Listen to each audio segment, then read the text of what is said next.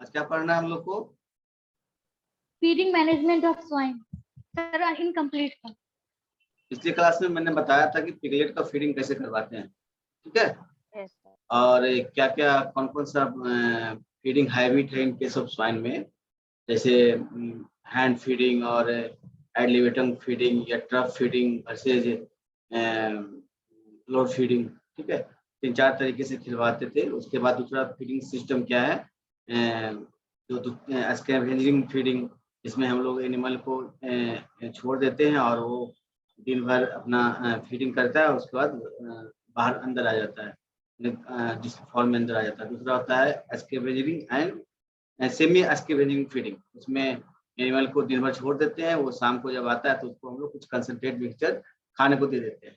And तीसरा जो था इंटेंसिव फीडिंग, उसके अंदर क्या होता है कि एनिमल को हम लोग बाहर स्कैवेंजिंग के लिए नहीं भेजते हैं, बल्कि एनिमल को एक इंटेंसिव फॉर्म के अंदर रखते हैं और वहाँ पर उसका जो भी ड्राई मैटर हो या फिर कंसनट्रेट मिक्सचर हो उसको प्रोवाइड करते हैं, साथ में वाटर और अदर मिनरल और साल्ट प्रोवाइड करते हैं, ठीक है। तो ये 3 सिस्टम होता है फीडिंग ऑफ द स्वाइन का। उसके बाद मैंने जो पिछले क्लास में पिछले क्लास में बताया था न्यूट्रिएंट रिक्वायरमेंट इन स्वाइन, इसके अंदर क्या क्या रिक्वायरमेंट होता है स्वाइन का, मेनली 3 पर्पस के लिए होता है, मेंटेनेंस के लिए, ग्रोथ के लिए एंड प्रोडक्शन के लिए। उसमें जो मेंटेनेंस, ग्रोथ और प्रोडक्शन होता है उसका फुलफिलमेंट किससे होता है, तो कार्बोहाइड्रेट से होता है।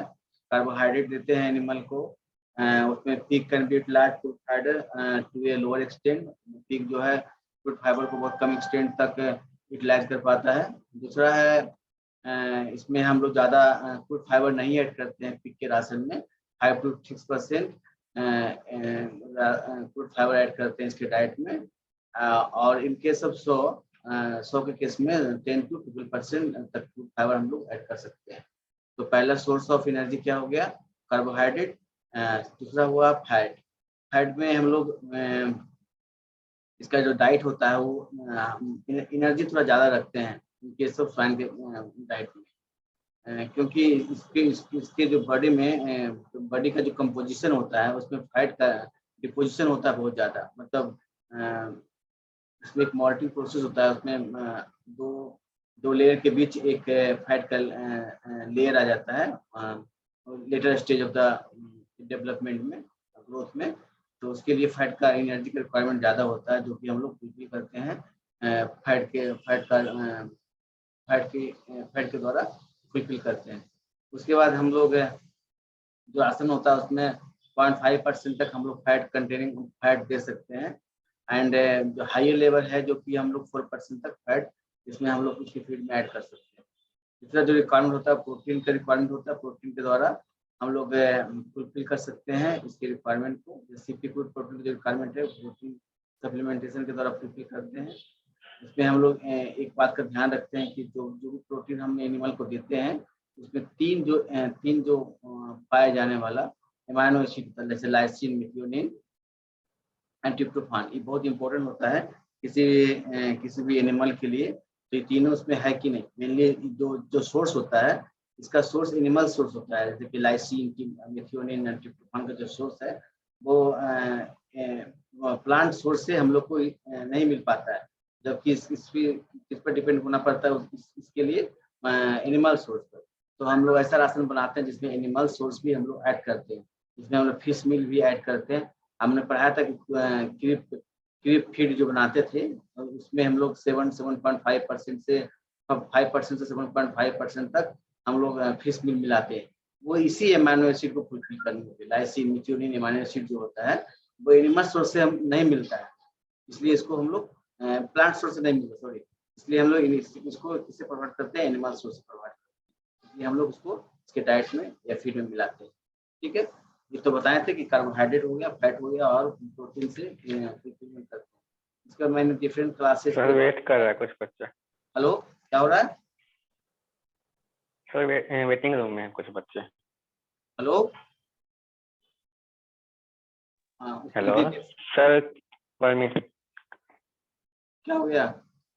इसमें क्लासेस ऑफ पिग के अंदर बताए थे कि एक प्री बीनिंग या कीपर फीडिंग करवाते हैं, उसके बाद बीन पिग का फीडिंग करवाते हैं, ग्रोइंग पिग का फीडिंग करवाते हैं, उसके बाद ग्रीड GILT ग्रीड्स का फीडिंग करवाते हैं, सॉ का फीडिंग करवाते हैं, ब्रीडिंग बोर का फीडिंग करवाते हैं और लैक्टेटिंग सा का फीडिंग करवाते हैं। मतलब मेनली 7 क्लासेस होता है जिसको हम लोग अलग से फीडिंग करवाते हैं, मतलब उसका हम लोग फीड बनाते हैं।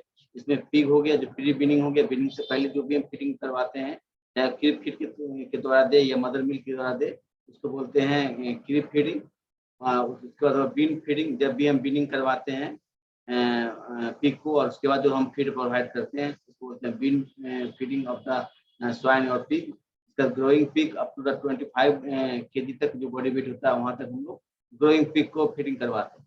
उसके बाद हम लोग ब्रीड गिल्स जो होता है उसको फीडिंग करवाते हैं, फिर सा का फीडिंग करवाते हैं, फिर ब्रीडिंग बोर का फीडिंग करवाते हैं, फिर लैक्टेटिंग सा का फीडिंग करवाते हैं। हमने पिछले क्लास में बताया था मिनट कितना रिक्वायरमेंट होता है, प्रोटीन का रिक्वायरमेंट क्या है, इसे मैंने बता चुका हूँ। ठीक है, तो आज स्टार्ट करते हैं।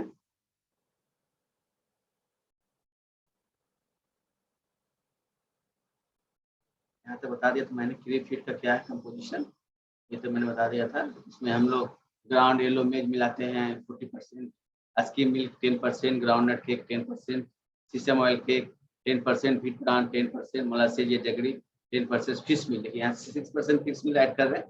ये मेनली एमाइनो एसिड का सोर्स होता है, जो भी एमाइनो एसिड प्लांट सोर्स में नहीं पाया जाता है उसके लिए हम लोग एनिमल सोर्स के द्वारा उस एमाइनो एसिड को फुलफिल करते हैं।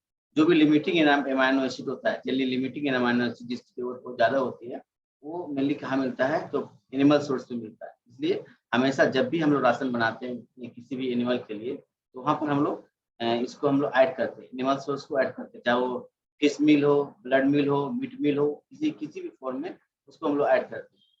ठीक है,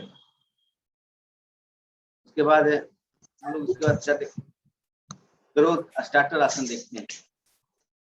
स्टार्टर राशन किसको खिलाते हैं, अगर आफ्टर बिनिंग के बाद, बिनिंग से पहले जो भी और आफ्टर द 45 kg तक एज तक, मतलब इसमें दो कंसेप्ट है। एक बोलते हैं SEW segregated, SWE segregated binning pig. तो इसमें क्या होता है कि हम लोग बिनिंग बहुत अर्ली एज में करवा देते हैं।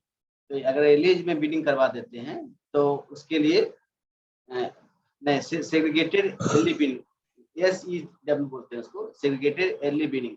उसमें क्या होता है कि बहुत सारा फार्म में SCW करवाते हैं। SCW कराने से क्या फायदा होता है, जो उसका ग्रोथ होता है वो बहुत फास्ट होता है। मदर मिल्क मिली होता है कि बिनिंग SCW, मतलब हम उसको 20 डे में 20 डे में SCW करवाते हैं, मतलब उसको मदर से अलग कर देते हैं, उसको बिनिंग कर देते हैं और उसको अलग से हम लोग स्टार्टर राशन देते हैं। ठीक है, उसमें हम लोग प्रोटीन ज़्यादा देते हैं, एनर्जी ज़्यादा देते हैं, मिनरल मिक्सचर देते हैं, उसका बहुत सारा, उसके अलावा भी हम लोग साल्ट ऐड करते हैं, कुछ विटामिन ऐड करते हैं, तो उसमें ग्रोथ ज़्यादा आता है, इसलिए वहाँ पर हम लोग ऐड करते हैं। लेकिन अगर जनरल और बिनिंग की बात होती है तो 56 डेज तक हम लोग फीडिंग करवाते हैं, मतलब मदर से सक करती है मिल्क, लेकिन उसके साथ भी हम लोग क्रिप फीड देना पड़ता है।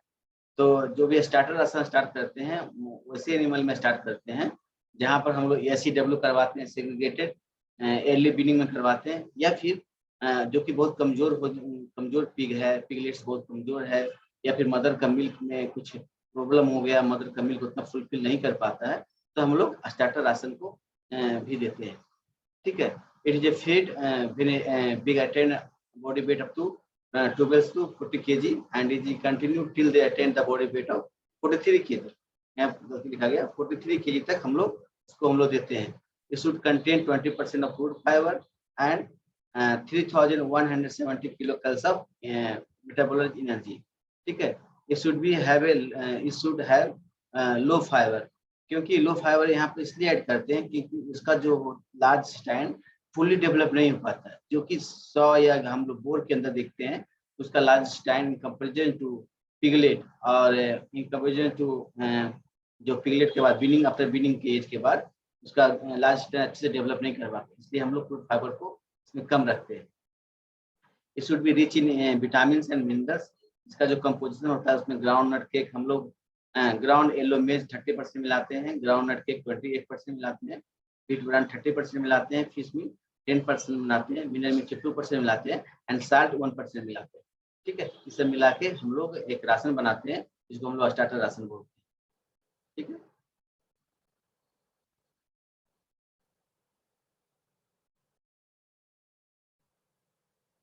and when pig attain a weight of the 55 kg they can be started to grow a ration। हमने बताया था ना 45 से यहाँ पर 43 से 55 kg तक भी उसका बॉडी वेट के बाद हम लोग ग्रो राशन को उसमें ट्रांसफर कर देते हैं। Grow ration should contains 16% CP and should be contain 3170 kilocalories of ME। it should contain some animal protein and fibers। ठीक है, लेकिन इसमें एक प्रॉब्लम है क्या, इसमें प्रॉब्लम है क्या कि बहुत सारे कंट्री में यहाँ पर फेज फीडिंग भी करवाते हैं। मतलब जहाँ पर भी हम लोग बिनिंग के बाद और फिनिशर से पहले जो राशन देते हैं उसमें फेज फीडिंग करवाते हैं, लेकिन इन कंपेयर टू BIS के अनुसार हम लोग फेज फीडिंग नहीं करवाते हैं, लेकिन हम लोग 20% उसमें हम लोग चाहे वो ग्रोवर के लिए हो, चाहे वो फिनिशर के लिए हो, चाहे वो इसका स्टार्टर या ग्रोवर या फिनिशर तीनों के लिए हम लोग 20% CP रखते हैं। लेकिन NRC के अनुसार हम लोग उसमें फेज फीडिंग करवाते हैं, उसमें जो CP की मात्रा होती है उसको हम लोग धीरे धीरे घटाया जाता है। मैं दिखाता हूँ एक